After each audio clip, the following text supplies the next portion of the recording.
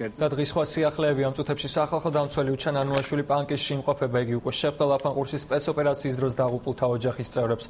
სახალხო დამცველმა აქცენტი საგამოძიებო კომისიის შექმნაზე გააკეთა და მასში ქისტების ჩართვის აუცილებლობაზეც ისაუბრა. დაღუპულთა ოჯახის წევრების აზრი ორად გაიყო. ერთი ნაწილი გამოძიებას ენდობა, ხოლო მეორე უნდობლობას უცხადებს.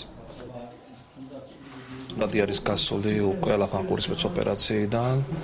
მინდა მივიღო უფრო მეტი ინფორმაცია, თუ რა შეიცვალა ბოლო თვეების განმავლობაში, რამდენად ეფექტური არის გამოძიება, რომელიც ჩემის აზრით არის უკვე გაჭიანურებული, უკვე დროზე მეტია და წესით საკმარისი იყო ის ვადა იმისთვის, რომ გამოძიების შედეგები დადებულიყო. ჩვენ ვქმნით საზოგადოებრივ საგამოძიებო კომისია, სადაც შევლენ საზოგადოებრიობის წარმომადგენლები, ექსპერტები, ასევე ქისტური თემის წარმომადგენლები. დღეს ასევე ხვდები უხუცესთა საბჭოს წარმომადგენლებს და იმედი მაქვს მათი თანამშრომლობის. ანუ უნდა მოხდეს გარკვეულწილად ამ მუშაობის გაგრძელება იმისათვის, რომ სიმართლე ერთხელ და სამუდამოდ დადგინდეს ლაფანყურის მოვლენებთან დაკავშირებით. აქ იქნებიან ისეთი ხალხი, რომლებიც ჩართული იქნებიან ამ საქმეში, ისინიც გამოჩნდებიან, გამომძიურდება მათი ამბავიც და ზემდგომ ორგანოშიაც, ვისაც ბრალი მიუძღვის, ისიც გამოჩნდება აი ამ ტრაგედიის წინაშე.